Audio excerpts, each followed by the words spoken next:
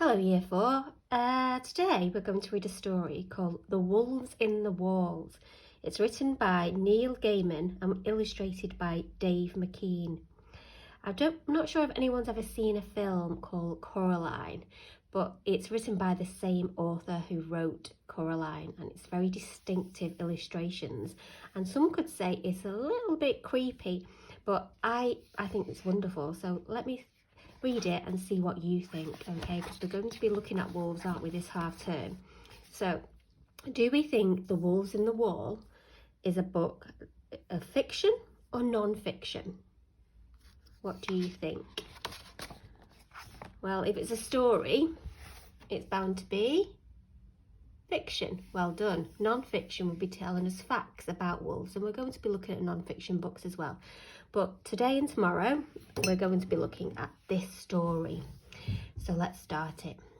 Lucy walked around the house. You've seen how distinctive these illustrations are. Inside the house, everything was quiet. Her mother was putting homemade jam into pots. Her father was out of his job playing the tuba. Do we know what a tuba is? It's a musical instrument, a brass musical instrument. Her brother was in the living room playing video games. Lucy heard noises. The noises were coming from inside the walls. They were hustling noises and bustling noises. They were crinkling noises and crackling noises. They were sneaking, creaking and crumping noises. Lucy knew what kind of things made noises like that in the walls of old big houses, and she went and told her mother. "There are wolves in the wall," Lucy said to her mother. "I can hear them." "No," said her mother, "there are no wolves in the wall. You must be hearing mice, I suppose." "Wolves," said Lucy. "I'm sure it's not wolves," said her mother, "for you know what they say. If wolves come out of the walls, then it's all over." "What's all over?" asked Lucy. "It," said her mother. "Everybody knows that."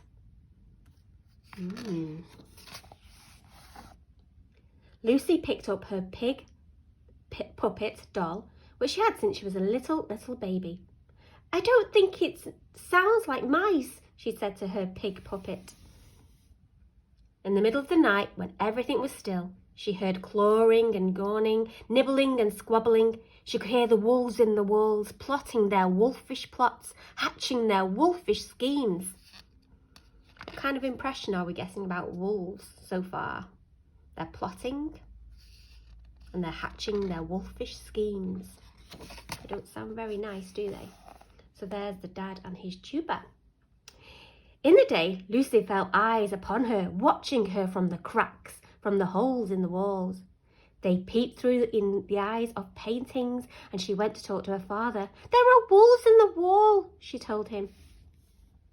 "I don't think there are, Poppet," he told her. "You have an overactive imagination. Perhaps the noises you heard come from rats. Sometimes you get rats in big old houses like this." "It's wolves," said Lucy. "I can feel them in my tummy. And Pig Puppet thinks it's wolves as well."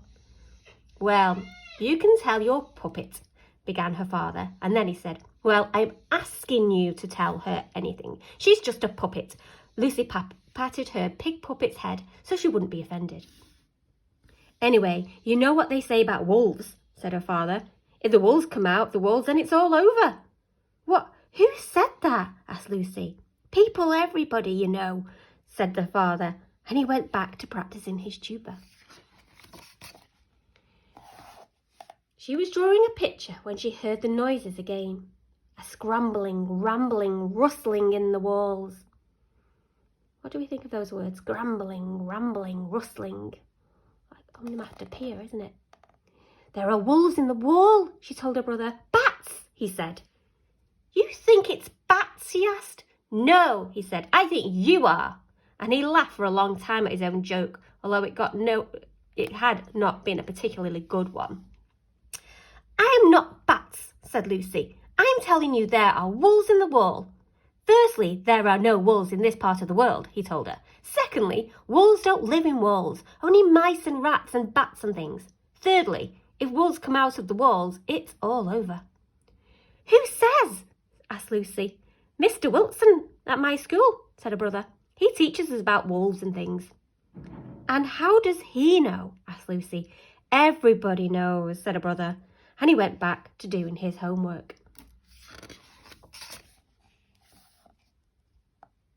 The next day, the noises were louder. We have to do something about those mice, said her mother. Pesky rats, said her father. I'll call someone up about them in the morning. It's bats, I know it is, said her brother happily.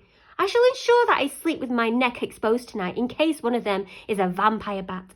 Then, if it bites me, I shall be able to fly and sleep in a coffin and never have to go to school in the daytime again. But Lucy did not think it was mice or rats or bats. She shook her head at this sad display of ignorance.